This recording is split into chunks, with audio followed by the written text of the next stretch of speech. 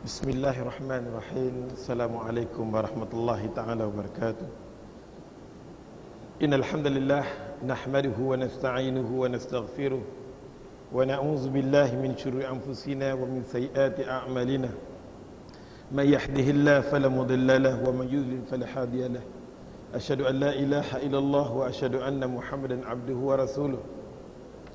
Fa innal asdaqal hadisi kalamullah وقال حديث محمد صلى الله عليه وسلم وشر الأمور محدثاتها وكل محدثة البدعة وكل بدعة ضلالة وكل ضلالة في النار. أما بعد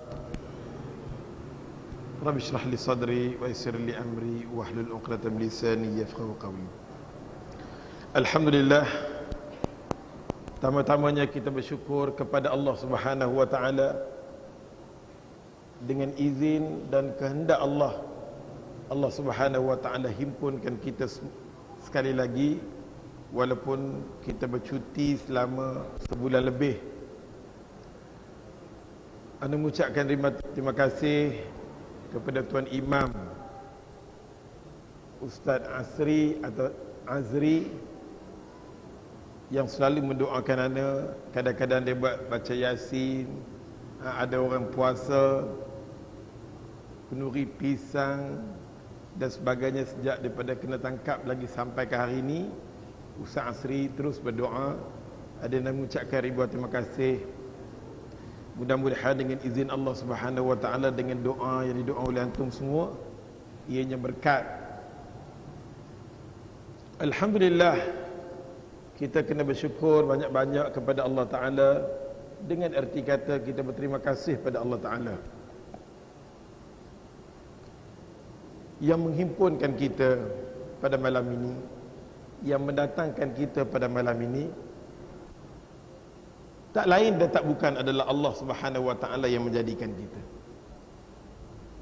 Banyak makhluk Allah Subhanahu wa taala jadikan, makhluk yang nama insan atau manusia ini. Pada masa yang sama, dia ada di kedai kopi. Lepas sembahyang dia berlepak di kedai kopi.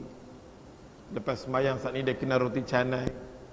Saat ni dia pusing, ada orang ada di pasar malam, ada orang tengah shopping. Tapi Allah Subhanahu wa taala pilih kita duduk di satu tempat kuliah untuk kita nak meneruskan, kita nak tahu tentang selok-belok agama kita. Berkali-kali dah anda kata berdiri pada antum semua. Macam mana kita nak faham agama kita?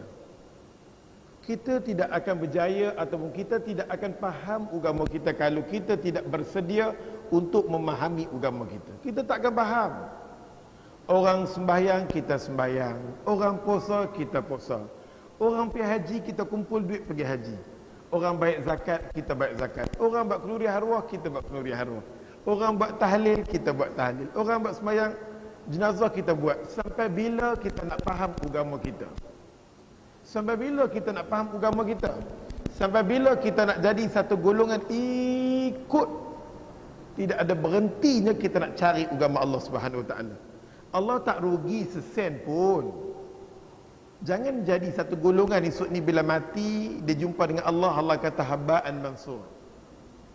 Esok ni bila mati nanti dia jumpa dengan Allah Subhanahu wa taala, dia tuntut, dia kata, ya Allah, aku dulu rajin, mana saja dengar qiyamul lail aku pi. Puasa ni selalu aku puasa. Dengar saja apa nama musim umrah selalu aku pi. Bila jumpa dengan Allah Subhanahu wa taala, dia tuntut untuk masuk dalam syurga Allah. Allah kata haba'an mansur. Amalan kamu apa pun tak ada, habuk pun tak ada. Berjumpa dengan Allah, Allah kata tak ada apa pun. Ya, hang buat tu semua bukan datang daripada aku. Dan hang buat bukan mengikut kehendak. Bukan mengikut kehendak aku. Hang buat mengikut hawa nafsu, dan hang buat bukan mengikut yang sebagaimana aku hantar. Kata Allah Subhanahu wa taala, wa ma arsalnaka illa rahmatan lil alamin. Wahai Muhammad, fahamkan manusia, Allah Subhanahu wa taala akan hantar kepada kita satu makhluk, yang makhluk ini akan selamatkan kita. Makhluk ini akan selamatkan kita kalau kita pegang, guna pakai makhluk ini yang bernama Muhammad SAW, maka kita akan Allah Subhanahu wa taala bagi hidup kita rahmat. Kita duduk semayang selalu, tapi kita tak nampak hidup kita ni setangga demi setangga yang kita ada perubahan segi iman, tak nampak. Amalan kita duduk macam itulah. Sedangkan umur kita meningkat, kita diundang untuk pergi ke sana. Mau tak mau kita tetap akan pergi ke sana. Adakah kita bersedia untuk pergi ke sana? Semua orang tahu bab ni dia akan mati. Sahabat bila dengar masalah mati menangis tak resak-resak, pasal dia ada iman di dalam dia ada, yakin. Di sana ada azab, aku tak tahan. Kita dengar sini habis pula habis. Dengan terusnya, dengan mengumpat, dengan terusnya, macam itulah adat kita. Bila kita nak ubah, kita pun tak tahu.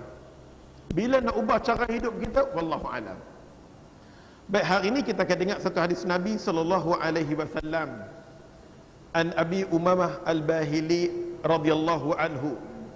Abi Umamah Al-Bahili, sahabat Nabi SAW, kata dia, "Kaifa antum idza taghat nisa'ukum wa fasaqat subbanukum wa taraktum jihadukum?" Hadis ini Abi Umamah Al-Bahili nak ceritakan kepada kita, Nabi SAW himpunkan sahabat-sahabat dia. Himpunkan sahabat-sahabat dia. Yang mana Nabi SAW nak tanya kabar kepada sahabat-sahabat dia. Bagaimana kamu? Kaifa antum idza taghat nisa'ukum? Bagaimana kamu? Bagaimana keadaan kamu kalau sekiranya wanita-wanita berada dalam keadaan cukup durjana pada Allah? Wa fasaqat subbanukum, dan pemuda-pemuda pula lingkup dan jahanam. Wa taraktum jihadukum, ramai-ramai tinggalnya jihad. Abi Umamah Al-Bahili, sahabat Nabi ini mempunyai kelebihan yang cukup banyak. Kalau sekiranya Nabi-Nabi Allah Subhanahu Wa Taala bagi kepada Nabi-Nabi nama dia mukjizat. Nabi-Nabi Allah Subhanahu Wa Taala bagi mukjizat. Manakala sahabat Nabi Allah Subhanahu Wa Taala bagi kepada dia ni karamah. Karamah sebagai contoh, karamah yang Allah Subhanahu Wa Taala bagi kepada Abu Talhah. Abu Talhah ni dia boleh tengok dalam satu peperangan, Abu Talhah boleh tengok malaikat-malaikat sedang memukul orang-orang kafir atau sedang membunuh orang-orang kafir. Allah bagi kelebihan kepada Abu Talhah, semasa perang dia boleh tengok. Ini karamah yang Allah Subhanahu Wa Taala bagi kepada Abu Talhah. Begitu juga dengan Usaid ibnu Al-Haidar, yang mana Allah Subhanahu Wa Taala bagi kelebihan pada dia. Bila mana orang tu baca Quran, dalam rumah tu baca Quran, malaikat menjadi payung melindung di rumah tu. Apa-apa malapetaka yang akan datang tetap akan dilindung oleh Allah Subhanahu Wa Taala. Bukan dengan kita bubuh dalam rumah kita, bubuhlah Al-Quran sekalipun, bubuhlah surah Yasin sekalipun, macam mana sekalipun, tetapi tuan rumah tidak membaca Quran, tidak ada apa-apa pun. Tidak ada sebarang keberkatan. Pergi lekatlah semua surah, pergi beli, pergi gantung macam mana pun, tetapi tidak dibaca di dalamnya, tidak ada sebarang keberkatan. Sebab itu kita tengok sahabat Nabi yang bernama Usaid ibnu Al-Haidar ini, dia nampak bila mana tuan rumah sahibul bait, tuan rumah bila mana baca Quran, malaikat menjadi payung melindung dalam rumah tadi. Oleh sebab itu Nabi SAW kata, aksiru min tilawatil Quran, banyaklah kita baca Quran dalam rumah kita. Mudah-mudahan Allah Subhanahu Wa Taala akan lindung, dibawa datangnya malaikat yang lindung. Sahabat Nabi ini boleh nampak ini karamah yang Allah Subhanahu Wa Taala bagi pada dia. Begitu juga dengan Ibnu Abbas. Ibnu Abbas, cuaca berada dalam keadaan kemarau, cuaca berada dalam keadaan teruk, manusia memerlukan hujan. Ibnu Abbas tak ada tangan mohon pada Allah Subhanahu Wa Taala, Allah Subhanahu Wa Taala turunkan hujan. Ini karamah yang Allah Subhanahu Wa Taala bagi kepada Ibnu Abbas. Begitu juga kita tengok sahabat Nabi SAW yang bernama Khabbab. Bila mana Khabbab ini dipenjarakan, bila mana dia dipenjarakan, masuk dalam penjara, dia pun tak bagi makan, tak bagi minum, tak pedulikan dia langsung. Tutup pintu rapat sampai dia duduk dalam tempat yang gelap. Khabbab duduk tempat yang cukup gelap. dalam penjara ni, ya Allah, kalau gelap kita tak tahu siang malam apa semua. Aku dah kena berhari-hari tak tahu siang malam pagi petang, pakai ikut sembahyang aja. Tak tahu. Tiba-tiba mengantuk tidur. Siang malam tak tahu. Ingat-ingat main subuh. Tengah-tengah kita sembahyang asar, tengok-tengok ya Allah subuh. Kita tak tahu waktu. Pasal dia tangkap terus dia humban masuk dalam penjara, kita tak tahu. Maka Khabbab dipenjarakan dalam tempat yang gelap. Allah Subhanahu wa taala datangkan makanan untuk dia. Kiriman daripada Allah. Allah Subhanahu wa taala hantar makanan kepada Khabbab yang duduk dalam penjara.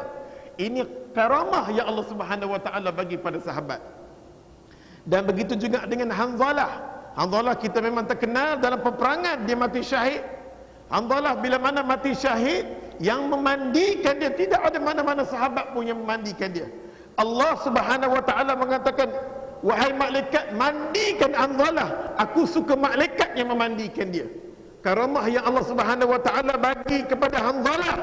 Hanzalah bila mana mati syahid dalam peperangan, yang memandikan dia ialah malaikat-malaikat. Inilah kelebihan yang mana Allah Subhanahu wa taala bagi kepada sahabat-sahabat dia yang dinamakan karamah.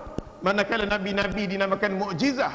Begitu juga dengan periwayat hadis yang kita baca, Abi Umamah Al-Bahili apabila dia masuk Islam.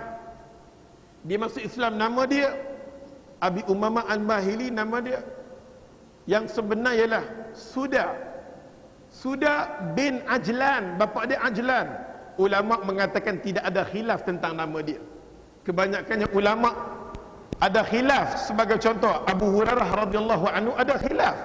Lebih kurang 33 ulama khilaf tentang pendapat siapa sebenar nama Abu Hurairah radhiyallahu anhu. Tapi yang paling tepat sekali ialah Abdurrahman bin Sakhar.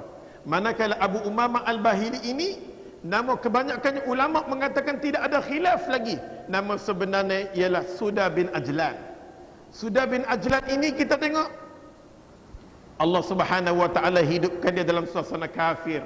Dia tidak nampak cahaya Allah Subhanahu wa taala. Akhirnya bila benar dia dengar saja di sana adanya seruan daripada Nabi sallallahu alaihi wasallam, dia cuba untuk berdamping untuk tahu apa benda Islam. Dia tak mau menjadi macam keturunan orang Islam tak tahu langsung tentang selok-belok Islam.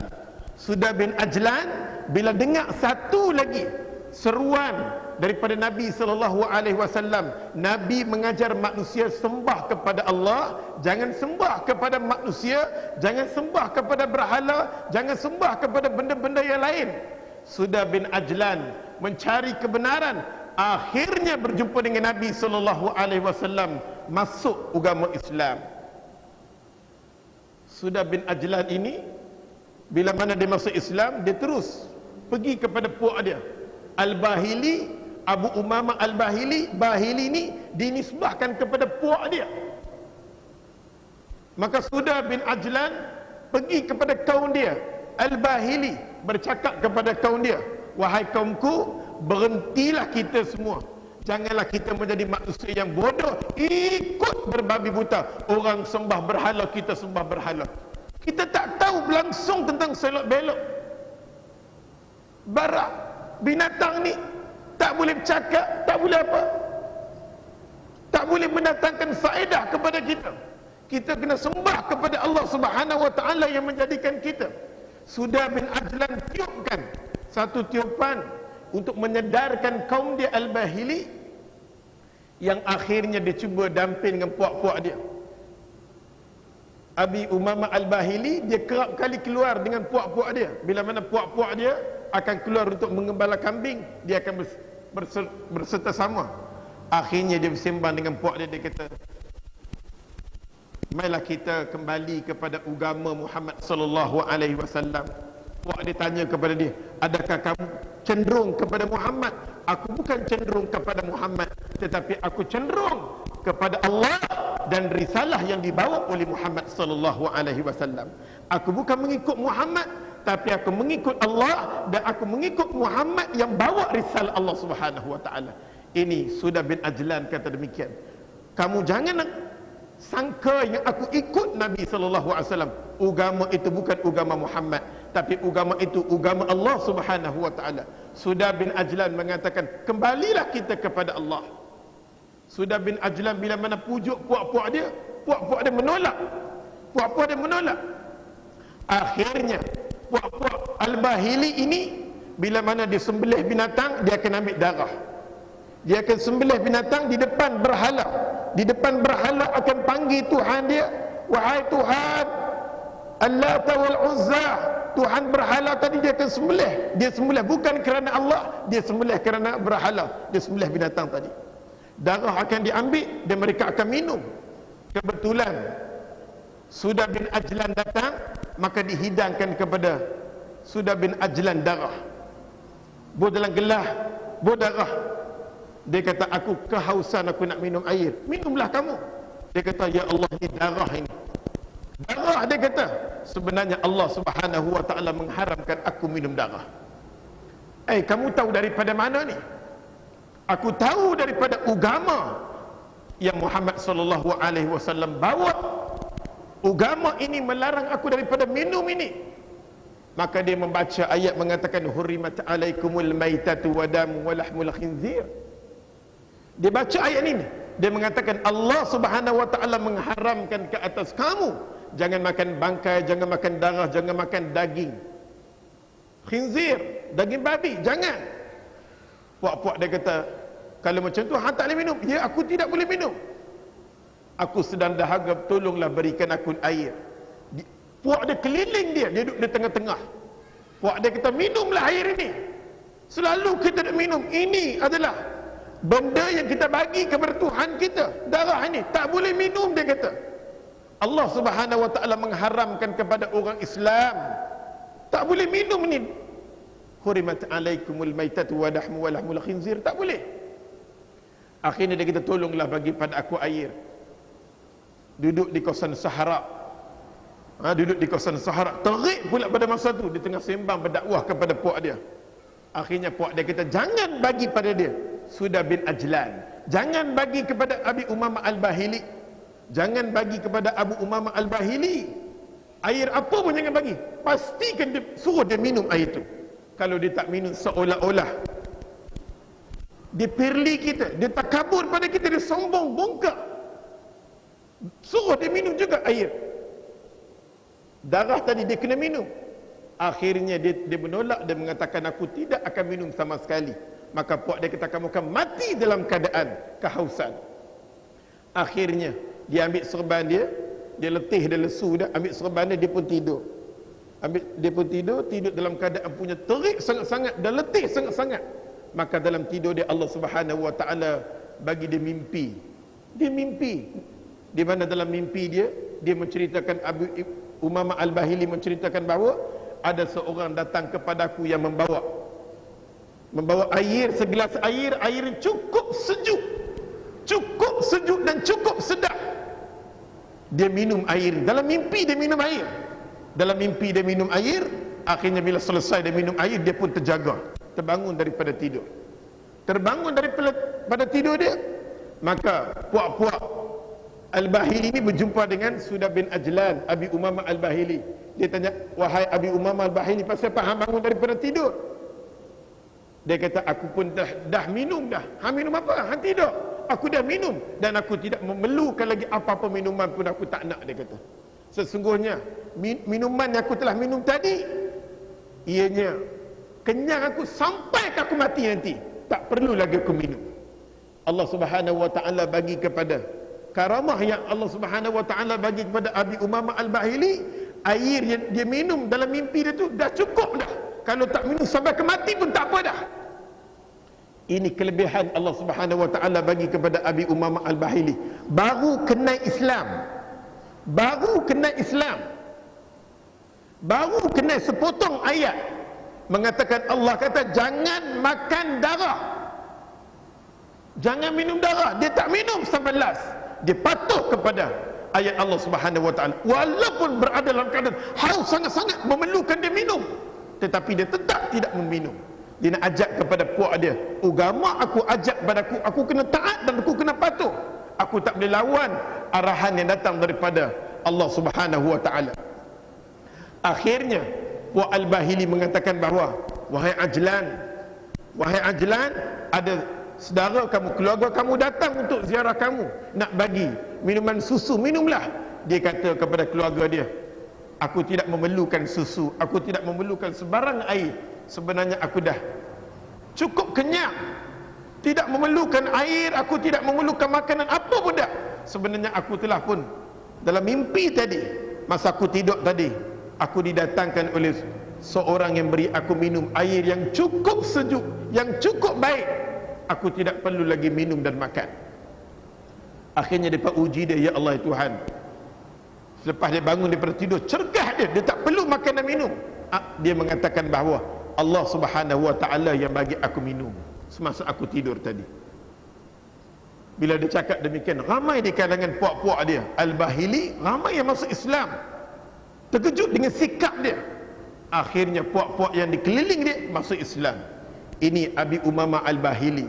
Yang keduanya kita tengok, Abi Umamah Al-Bahili dengar daripada Nabi SAW. Nabi kata, kalau jumpa dengan orang Islam sebut Assalamualaikum. Jumpa saja dengan orang Islam sebut Assalamualaikum. Dia dengar daripada kuliah Nabi. Lepas daripada kuliah Nabi, dia jumpa dengan orang, lambat laun dia akan sebut dulu. Dia tak nak orang bagi pada dia salam, dia nak bagi salam pada orang.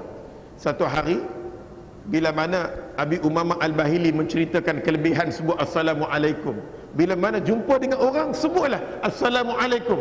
Jumpa dengan orang, sebut Assalamualaikum. Abi Umamah Al-Bahili nasihatkan sahabat-sahabat yang lain, jumpa sebutlah Assalamualaikum.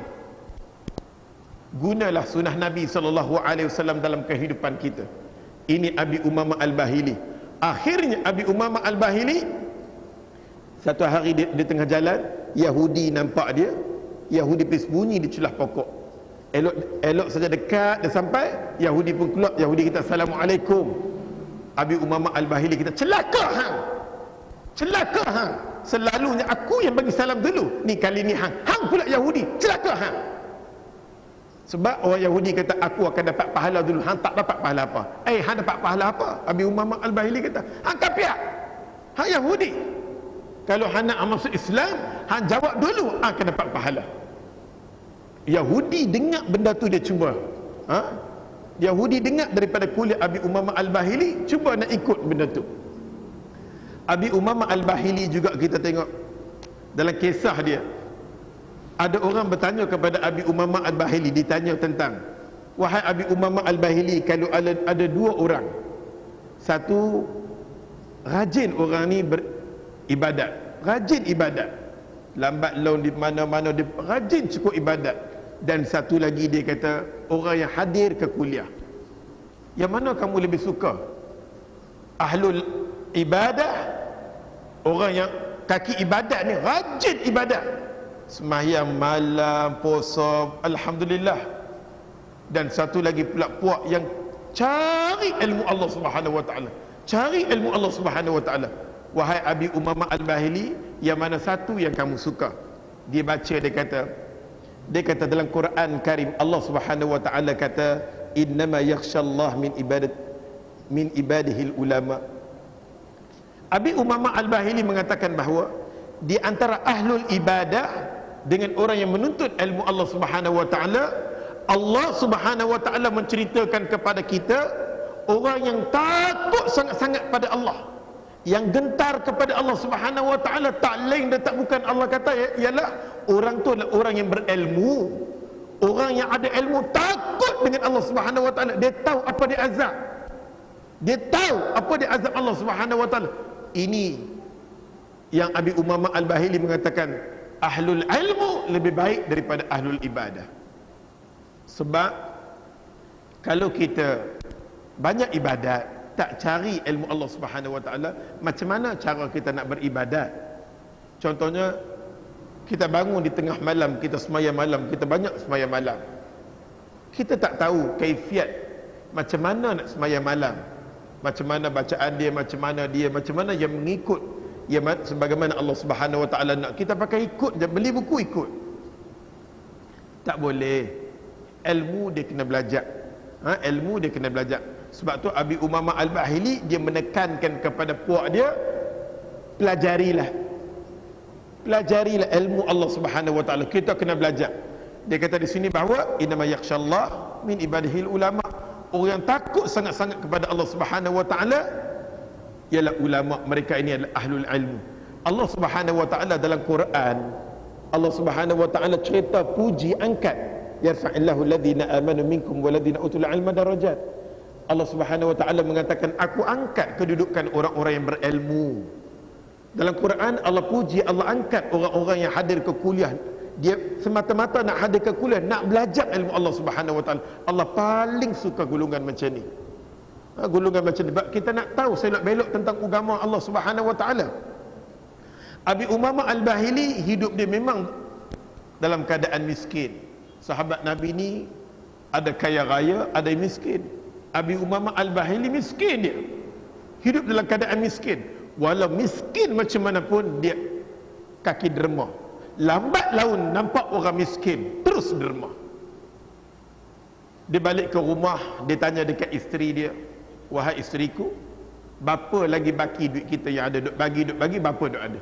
Dia kata cuma ada 3 dinar saja duk ada. Allah sedihnya. Abi Umamah Al-Bahili dengar sedih. Semua tinggal 3 dinar lagi. Tengah-tengah duk sembang dengan isteri dia, orang ketuk rumah dia. Assalamualaikum. Fakir miskin datang. Abi Umamah Al-Bahili mengatakan, ambillah sedinar bagi pada dia. Ambil bagi kat dia sedinar. Habis itu datang pula seorang lagi ketuk rumah dia. Assalamualaikum. Fakir pun datang. Ada 2 dinar lagi, ambil 1 dinar bagi pula. Seterusnya datang pula orang fakir di rumah dia. Abi Umamah Al-Bahili mengatakan, ambil sedinar tu bagi dekat dia. Bagi 3 dinar habis. Dah habis, isteri dia pun kata, bang, habis duit kita. Nak makan apa? Nak makan apa? Nak makan apa bang? Akhirnya Abi Umamah Al-Bahili duk dengar leteran daripada isteri dia. Dia pun nyong keluar. Dah azan cukup. Masa dia pun keluar, masuk masjid, dia pun azan dan semayang. Lepas semayang dia berdoa pada Allah, ya Allah, murahkan rezeki, bagi rezeki untuk aku ya Allah. Yang bagi rezeki adalah Allah Subhanahu wa taala. Lepas semayang dia pun lepas semayang selesai semua, dia pergi pinjam kat orang duit dekat sahabat dia, pinjamkan aku duit sikit. Dia pinjam duit dan kemudian balik ke rumah. Bila balik ke rumah, dia pun bagi tahu kepada isteri dia, kita dah ada duit, dah aku pinjamkan orang, jangan risau. Tengah duduk sembang elok macam tu, datang orang ketuk rumah dia. Assalamualaikum, wahai Abi Umamah Al-Bahili, aku nak jumpa dengan kamu. Abi Umamah Al-Bahili kata, ada hal apa? Dia kata, ingat tak dulu aku pernah hutang dekat hang. Aku pernah hutang dekat hang 3,000 dinar. Aku pernah hutang dekat hang 3,000 dinar. Hari ni ambillah 3,000 dinar, ambillah. Aku nak bayar balik 3,000 dinar. Abi Umamah Al-Bahili mengatakan, subhanallah, 1 dinar yang aku bagi pada fakir miskin, Allah bagi 1,000 dinar. 3 dinar yang aku bagi tadi, Allah hantar 3 dinar aku bagi pada fakir miskin, Allah Subhanahu wa taala bagi pada aku 3,000 dinar. 3 dinar Allah lipat gandakan dengan 3,000 dinar. Subhanallah. Abi Umamah Al-Bahili didatangkan dengan duit yang begitu banyak. Isteri dia tengok, subhanallah, terkejut. Dia mengajak kepada isteri dia, kita kena beriman dengan Allah, tawakal pada Allah. Dia yang datang tu kita bagi. Kalau kita tak mampu nak bagi, kita tengok Allah dah muda, elok sangat. Muda dia tu elok, nampak cacat celah pun tak ada, tiba-tiba minta jangan. Kalau kita tak nak bagi, tutup mulut.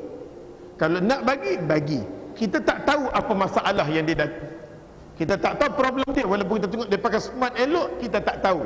Kemungkinan dia kena buat kerja, isteri dia sakit, nak salin, anak sakit, wallahu alam. Kita tak tahu. Sangka mesti baik.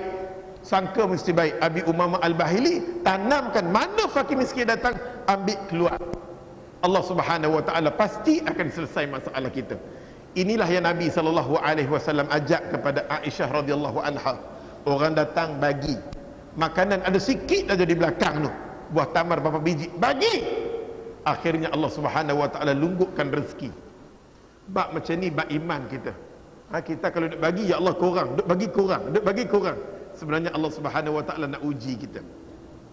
Abi Umamah Al-Bahili, sahabat Nabi ini, kata dia, Nabi SAW kumpulkan semua sahabat. Nabi kumpulkan semua sahabat. Nabi SAW nak tanya kabar kepada sahabat.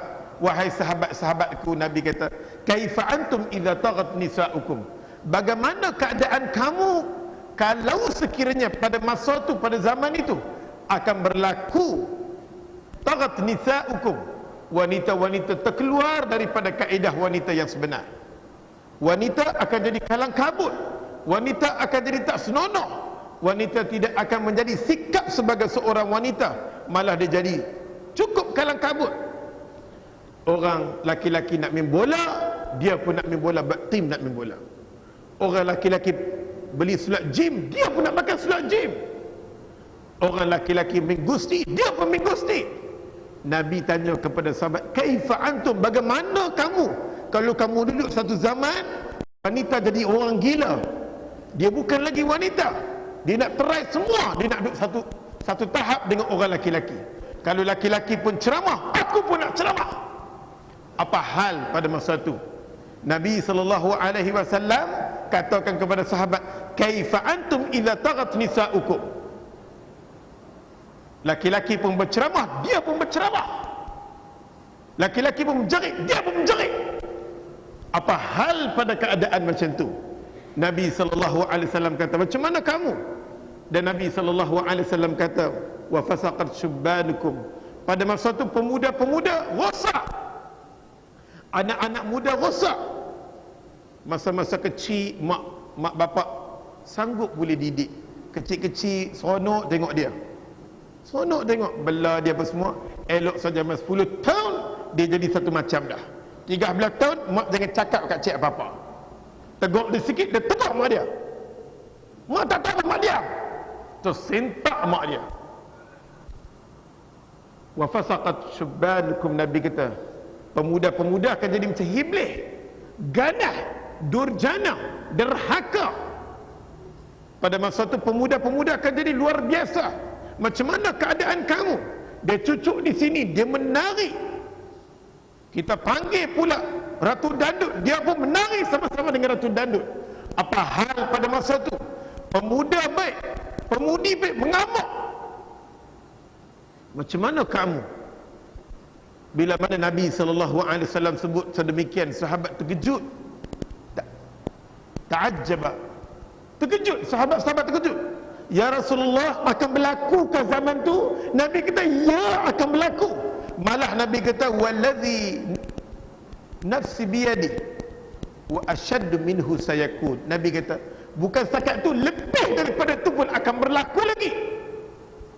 Nabi kata, ya Allah, ya Allah, betul akan jadi, memang akan jadi, lebih teruk lagi. Sahabat dengar macam tu, sahabat terisak-risak dan sahabat menangis. Terisak-risak sahabat dan sahabat menangis. Ya Allah, betulkah akan berlaku zaman? Ya, akan berlaku zaman tu. Mak bapak tak boleh buat apa-apa. Mak bapak bela, walaupun anak dia durjana, bela, kerana anak ini akan bagi bulanan yang cukup lumayan.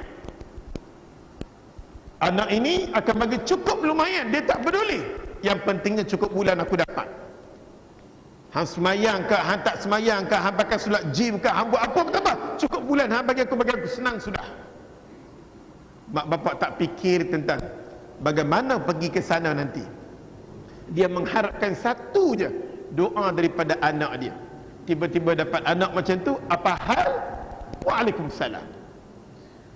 Nabi SAW mengatakan bahawa wa taraktum jihadukum, akan berlaku satu zaman, Nabi kata ramai-ramai manusia akan tolak jihad, tak mau dengar perkataan jihad.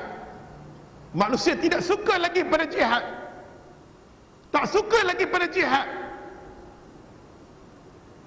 Kita di tempat kita pada hari ini boleh mampu, kita nak cakap jihad pun susah. Dan kita tak faham apa dia dimaksudkan dengan jihad. Oleh sebab itu, oleh kerana kita yang kurang faham tentang apa yang berlaku di tanah Arab terutamanya, di tanah Arab jihad yang sedang bangun di Palestin, di Afghanistan, di Shishan, Chechnya, Kashmir, Iraq, kita tak tahu keadaan dia orang. Dan kita sebenarnya dapat berita-berita daripada pihak musuh, media massa, TV, radio, majalah dan sebagainya. Kita sendiri tahu benda tu daripada Yahudi. Kita tidak dapat benda yang sebenar. Oleh sebab itu kita tak tahu macam mana keadaan dia. Dia orang berjihad untuk mempertahankan agama Allah Subhanahu wa taala. Mereka berjihad, kita tak tahu keadaan dia. Tiba-tiba kita pula bercakap menggunakan member Rasulullah sallallahu alaihi wasallam. Duduk di atas member Rasulullah mengatakan orang yang letup badan dia ini bukan daripada Islam. Jangan cakap kalau kita jauh dan kita tidak tahu. Kalau kita sebagai seorang ustaz motivasi, bercakap masalah motivasi. Dan jangan cakap sesuatu perkara. Dr. Usuf Qardawi mengatakan mereka ini adalah syahid. Yang keduanya, Syekh Dr. Hashim Jamil yang mendapat anugerah di Riyadh, salah seorang yang paling alim dalam masalah fiqh-fiqh, semua fiqh 4. Dia mendapat excellent, kita kata di sini ialah cermelang. Cermelang. Dia hadir dalam muktamar, dia mengatakan mereka ini adalah syahid. Dia bawa segala dalil-dalil dia, sebagaimana dibentangkan bahawa dalam Quran Allah Subhanahu wa taala sebut wa'iddu lahum mastata'tum min quwwah. Allah Subhanahu wa taala mengatakan bahawa kamu bersedialah dengan apa saja pun yang kamu mampu susun elok-elok untuk menakutkan musuh bila mana musuh masuk di negeri kamu, di negara kamu. Jangan benarkan dia masuk begitu senang dan mudah. Allah Subhanahu wa taala bercakap kepada golongan mukmin, bercakap kepada orang yang ada Quran, yang mengikut Nabi sallallahu alaihi wasallam. Allah kata wa'addu lahum mastata'tum min quwwah. Kamu gunalah kuasa kamu, kamu susunlah baik-baik. Kamu jangan membenarkan penceramah masuk begitu senang lenang dalam tempat kamu. Kita yang tidak tahu keadaan yang sebenar, jangan bercakap. Elakkan benda ni. Memang kita duduk di Malaysia, kita tak tahu apa dia jihad. Dan kita dengar, bila mana kita dengar berita, anak gadis bubuh badan dia, bom letup, mati budak-budak dan sebagainya. Apa ni? Zalim dan sebagainya. Ulama-ulama berbicara dalam bab ini. Muktamar demi muktamar di tanah Arab dibuat. Cuba kita baca, yang sayang seribu sayang, benda yang dibentangkan di tanah Arab tidak masuk di tempat kita, dan kita tidak baca. Macam mana pandangan ulama? Usuf Qardawi, kenapa dia bersetuju mengatakan syahid? Dr. Mohsin Abdul Hamid, pakar pemikiran Islam, dia mengatakan syahid. Ulama-ulama yang besar di tanah Arab mengatakan jalan yang kita nak keluarkan Yahudi daripada Palestin, tak ada jalan lain. Walaupun dengan tepung lenting boleh letupkan. Di Iraq mereka letupkan bukan dengan bom yang besar, dengan masukkan, bukan kita nak ajak buat bom, dengan tepung dan ting saja letup. Itu saja kuasa yang boleh untuk menghalaukan mereka.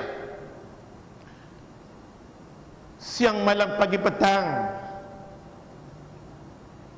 mereka menyerang umat Islam di Palestin, ditariknya orang perempuan, dirogol, dibunuh dan sebagainya. Kita tak tengok keadaan yang sebenar. Kita tak boleh tahu macam mana perasaan umat Islam yang ada di Palestin. Kita tak tahu macam mana umat Islam yang ada di Afghanistan. Kita tak tahu umat Islam yang ada di Iraq, di Chechnya dan sebagainya. Orang wanita baru saja masuk Islam di Rusia, berapa bulan saja masuk, dia pasang bom, dia letup. Sampai ke hari ini kita tengok tentera Rusia takut nak hadir mana-mana perhimpunan. Hasil daripada wanita ini letup. Maka mereka tak berani untuk menghampiri mana-mana kuliah-kuliah yang ada di Chechnya.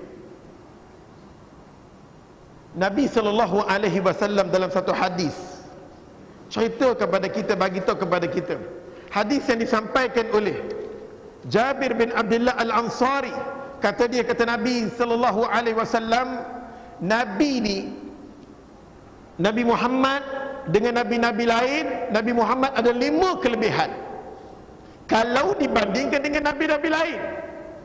Salah satu kelebihan yang Allah Subhanahu wa taala bagi, yang diriwayatkan oleh Imam Muslim, apa Nabi kata, wa nusirtu bi rughbi baina yadil masiratul syahar. Allah Subhanahu wa taala akan bagi ketakutan kepada musuh kalau kita menyerang dia. Kita kena serang Yahudi, kita tidak mengundang musuh, tapi musuh masuk secara paksa di dalam rumah tangga kita. Adakah kita mempersilakan dia? Islam tidak membenarkan demikian. Allah kata pasti kamu menyusun sesuatu strategi untuk menghalau dia semula keluar, dengan apa cara pun. Oleh sebab itu, kita yang tidak tahu berkenaan apa yang berlaku di sana, tutup mulut kita. Jangan pandai-pandai kita mengatakan orang yang letupnya badan bukan daripada kerja-kerja Islam. Jangan sama sekali menggunakan member Rasulullah bercakap sesuatu perkara menjijikkan umat Islam, menjijikkan mujahidin, menghina mujahidin, menghina golongan-golongan yang memperjuangkan agama Allah Subhanahu wa taala. Allah Subhanahu wa taala bagi kesempatan pada anda cuma dapat duduk 4 bulan bersama-sama dengan golongan mujahidin. 4 bulan anda dapat duduk dengan dia orang. Anda tengok sikap dia, masya-Allah. Sebulan mereka seksa dia orang, tak bagi makan. Tiba-tiba dibagi makan dengan nasi yang cukup kotor, daging. Dia bagi makan daging yang kotor, dia bagi makan daging pula, daging lahmul khinzir, daging babi dia bagi makan. Kami yang duduk dalam penjara macam mana boleh tahu daging itu daging babi? Seorang Kristian, tukang masak yang datang daripada India. Tukang masak ini kontrak dia daripada India. Mereka ambil daripada India, yang mereka ni semua Kristian, masuk jadi tukang masak bagi kami, sediakan makan dan minum bagi kami. Dan dia telah dipenjara bersama-sama dengan kami, masuk dalam penjara sekali. Akhirnya kami damping dengan dia. Setiap hari kami damping dengan dia. Kami tanya, kenapa kamu luka di tangan, di kaki, dia kena pukul belakang. Dia tak buka pada kami baju dia. Bila mana kami mandi ramai-ramai, baju dia tak buka. Akhirnya satu hari basah, dia ketak-ketak, suasana sejuk, kami buka, tengok-tengok di belakang luka, tangan, kaki dia luka. Kami tanya dengan dia, dia kata, tolonglah, tolong jangan tanya aku, tolong jangan tanya aku. Lama-lama kita dekat dengan dia. Dia tengok sikap-sikap mujahidin, dia kata, ya Allah, aku takut dengan istilah mujahidin. Dia kata, aku bila dengar mujahidin, apa ni pengganas, aku takut dengan apa. Aku minta kepada tentera Amerika, kalau boleh pindahkan aku dalam penjara yang lain, tolonglah. Aku takut masuk dalam tempat yang singa macam ni, dia pun boleh makan aku. Tiba-tiba dia bersama-sama dengan mujahidin. Dia kata, Masya Allah, sikap hampa cukup baik, aku tak sangka akhlak hampa begitu tinggi. Akhirnya dia berdamping dengan mujahidin. Mujahidin tanya pada dia, sebab apa kamu masuk dalam penjara bersama-sama dengan kami? Adakah kamu pun datang juga untuk berjihad? Dia kata, aku bukan datang untuk berjihad, aku sebagai tukang masak yang bagi hampa makan dan minum. Yang paling sedih, dia kata, hasil daripada aku kena penjara, aku dipaksa untuk masukkan makanan yang kotor dalam makanan hampa. Dimasuknya kotor, dimasuknya kuku, air ludah, semua dimasuk. Bila mana datangnya kapten, tu akan ludah, air kencing dimasuk, najis dimasuk sekali dalam tu.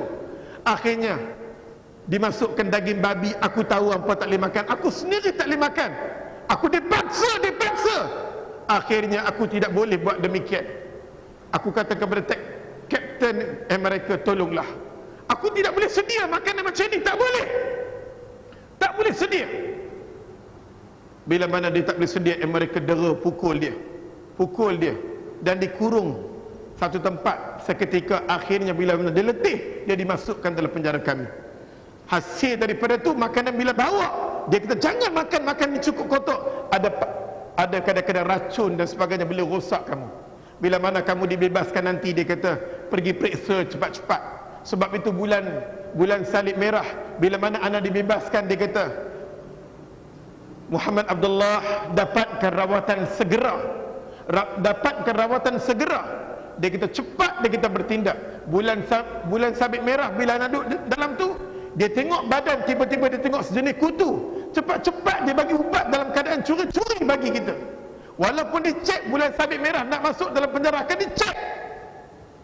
Hari bulan sabit merah nak ziarah kami, hari tu jugalah tentera Amerika akan bersih tempat kami sebersih-bersihnya, sampai kotak pun tak ada, bersih. Nak tunjukkan kepada bulan sabit merah, Amerika bagi layanan kepada orang kena tahan cukup baik. Tapi bulan sabit merah dia kata, aku tahu macam mana apa kena penjara.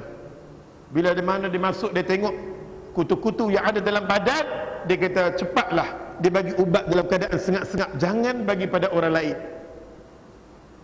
Subhanallah, kita tak tahu keadaan mujahidin. Jangan bercakap siksaan dia orang cukup. Ana dapat bertahankan dalam masa 4 hari saja. Ana duduk sama-sama dengan mujahidin dalam penjara, semua mengatakan jangan kita makan makanan ni. Dalam bulan puasa dihidang makanan yang cukup kotor. Semua kata jangan kita makan makanan cukup kotor. Anda boleh tahan 4 hari je tak makan, cuma minum air 4 hari. Masuk hari yang keempat, ya Allah, sembahyang subuh tak boleh mangkit dah. Anda tengok semua golongan mujahidin yang lain, ya Allah, dia boleh bangun sembahyang, dia boleh sembahyang baca Quran, subhanallah. Tak makan, menginjak sikit pun tak. Hari yang ketujuh, berbelah-belah hari, Amerika akan buka mulut sumbat tu, dia ludah balik. Dia ludah, dia tak makan. Amerika tak boleh buat apa-apa. Sebulan bulan puasa, mujahidin tak makan, cuma minum. Namun Allah Subhanahu wa taala bagi kuasa pada mujahidin. Tiba-tiba kita nak protes mujahidin. Dan ana duduk 4 hari saja tak boleh nak fikir, ya Allah, aku tidak digolongkan bersama-sama dengan orang macam ni. 4 hari, masuk hari keempat, akhirnya semua sahabat-sahabat yang ada dalam penjara kata, Abdullah, kamu kena makan. Akhirnya dia pemakan. Elok nak makan, mai tentera Amerika ludah, ludah. Nasi dengan lauk kami terpaksa. Nasi itu penuh dengan gelemah, penuh dengan kuku, penuh dengan teh hidung, macam-macam ada. Ya Allah ya Rabbi, macam-macam ada dalam nasi itu dengan lauk. Tak ada pilihan lain. Kita lapar sangat-sangat, lapar sangat-sangat. Maka mujahidin ambil gelemah, diasingkan di gelemah, ambil nasi, yang itulah aku makan. Kita makan terpaksa. Ayat pula subhanallah, tak pasal-pasal ayat kita tengok dia ambil pada pasir punya pasir, dia baling masuk dalam tu. Saat ni dia ludah. Kami minum dengan ayat tu. Ayat tetap, semua mujahidin tetap minum ayat. Ayat kami tahu ayat yang cukup kotor, namun tidak ada pilihan lain. Kadang-kadang kita tengok Allahu Akbar, cukup kotor. Sebab itu janganlah kita nak kata mujahidin, orang yang letupkan adalah bukan daripada perbuatan Islam. Kita yang tak tahu, jauhkanlah diri kita. Kita tak tahu macam mana siksaan yang telah ya Allah Subhanahu wa taala timpakan kepada golongan-golongan mujahidin. Kita tak tahu, oleh sebab itu kita tutup mulut kita. Jangan kita kata perbuatan ini adalah perbuatan yang bukan daripada Islam dan sebagainya. Kalau kita sebagai ustaz motivasi, cakaplah motivasi. Jangan memberanikan diri. Jangan memberanikan diri nak tunjukkan kita bahawa kita adalah faham Islam. Tiba-tiba kita bercakap masalah Salahuddin Al-Ayyubi, sedangkan kita sendiri tak kenal Salahuddin Al-Ayyubi. Kalau kita bercakap tentang Salahuddin Al-Ayyubi, dia adalah membebaskan Palestin. Dan kalau kita yang tak tahu berkenaan selok belok apa yang berlaku di sana, lebih elok tutup mulut. Sebab itu, kalaulah pihak kerajaan bagi peluang kepada anda boleh tunjuk apa benda yang berlaku di Iraq, anda akan berkongsi pengalaman dengan antum.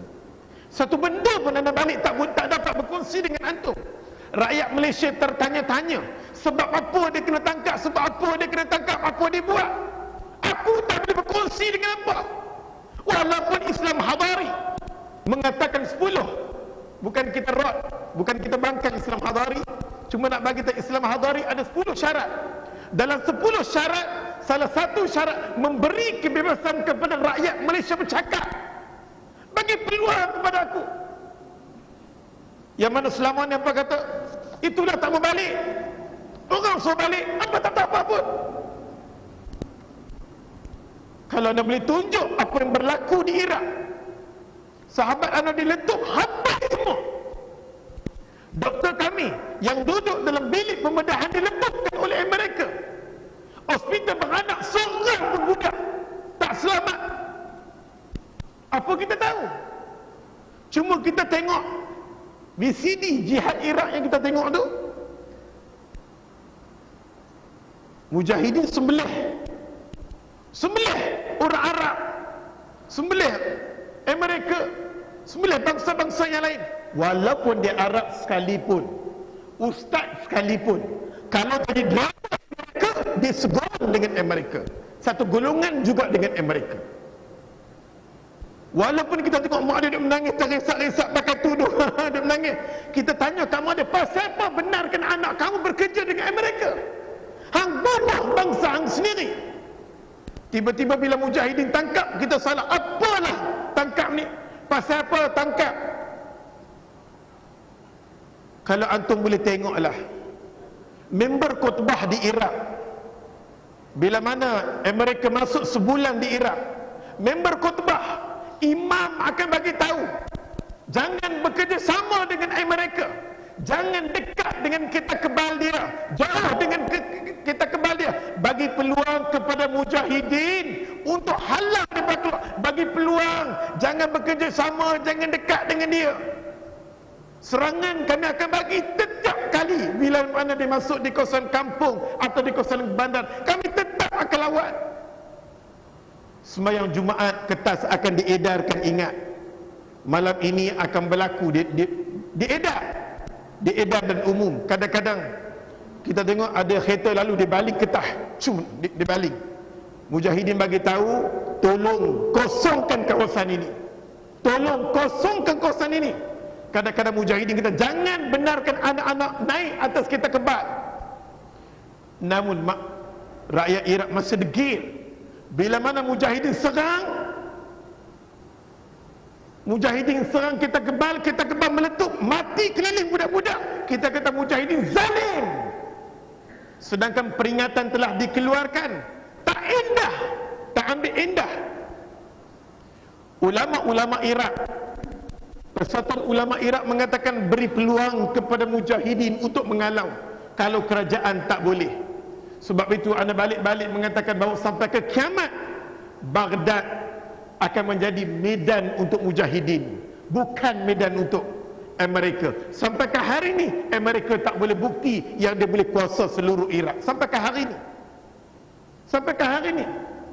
Kalau antum boleh tengok macam mana serangan yang dibuat, antum akan terkejut. Sampai tahap tu mujahidin boleh ada otak, boleh buat. Allah Subhanahu wa ta'ala bagi kuasa kepada mujahidin. Dia sayang kepada agama Allah Subhanahu wa ta'ala. Dia tak sanggup. Inilah yang dikatakan ada jati diri. Jati diri manusia yang betul-betul ada iman. Tak boleh tengok Amerika yang ada di depan. Subhanallah. Tiba-tiba kita nak kata orang yang letupkan badan bukan daripada Islam. Kalau boleh tariklah balik, tarik balik, dan kita faham. Tolong baca apa fatwa-fatwa yang telah dibuat oleh ulama-ulama sana. Kita dalam bab ini kita tarik balik dan kita tengok macam mana perbincangan ulama-ulama di tanah Arab sedang berbincang, mengatakan bahawa mereka ini adalah mati syahid. Mereka ini adalah mati syahid. Oleh sebab itu, anda ingatkan diri anda, ingatkan antum semua, berdoalah kita kepada mujahidin. Allahumma ansur mujahidin fi kulli makan. Ya Allah Tuhan, kau selamatkanlah mujahidin. Mudah-mudahan Allah Subhanahu wa ta'ala bagi kuasa pada dia orang, keberanian dia orang, berani dia orang luar biasa. Ya Allah, anda sendiri tengok dengan mata kepala macam mana. Subhanallah. Sebab itu Allah Subhanahu wa ta'ala angkat kedudukan syuhada, orang-orang yang mati syahid ini, Allah angkat kedudukan dia orang. Sebab itu kita berdoa kepada Allah Ta'ala banyak-banyak. Allah akan bagi kemenangan kepada semua mujahidin yang ada di Iraq, yang ada di Palestin, yang ada di Afghanistan, hari ini duk ada di Chechnya, dan juga duk ada di apa nama, di Kashmir dan sebagainya. Ana memang teringin sangat-sangat nak berkongsi pengalaman dengan antum, nak cerita macam mana, tapi cukuplah sekadar tu. Dan ana memang tahu antum yang duduk kita di Malaysia, kita tak pernah terdedah dengan suasana perang, jihad dan sebagainya. Sebab itu bila kita tengok ganas macam ni, kita kata ganas, kita kata ganas. Maka anda juga meraihkan rakyat Malaysia yang tak tengok suasana macam ni. Anda duduk suasana tanah Arab ni 4 kali tengok ada perang dekat Iraq, 4 kali dah. Inilah kali yang cukup dahsyat, dan minta pada Allah supaya peperangan jangan berlaku di Malaysia. Rakyat Malaysia tak mampu sebenarnya. Kita tak mampu untuk pikul macam mana orang Arab pikul. Semangat dia orang dengan kita beza. Semangat dia orang dengan kita beza. Sebab tu orang Yahudi dan mereka jangan mimpilah dia tak buat emas segala Apache ke kita kebalkan di Malaysia dia, insya-Allah mereka tak buat emas benda tu di tempat kita. Sebab apa? Sebab dia sendiri kata sebenarnya kita lebih daripada tu telah pun diserang. Ratu Dandut pun kita masuk tiap-tiap hari anugerah. Pemuda kita pun lingkup dia semua tak payah lagi. Di mana tanah Arab benda-benda budaya macam ni susah nak masuk. Konsert rock pun susah nak masuk, apa pun susah nak masuk. Dengan satu cara nak rosakkan umat Islam di tanah Arab, dengan cara perang. Di tempat kita bukan dengan cara perang, dengan cara apa, buat mailah Ratu Dandut, buat mailah apa nama Scorpion, buat mailah apa semua bagi rosak umat Islam. Sebab itu dia tengok tempat kita, dia tepuk tangan. Dia rasa tak perlu nak perang lagi. Dah kena perang, dan kita pun tahu keadaan kita dah. Keadaan kita yang sebenar. Maka anda sudah kat sini dulu. Yang baik semua datang daripada Allah Subhanahu wa taala, yang salah dan silap adalah kelemahan ilmu sendiri. Wallahu alam. Assalamualaikum warahmatullahi taala wabarakatuh.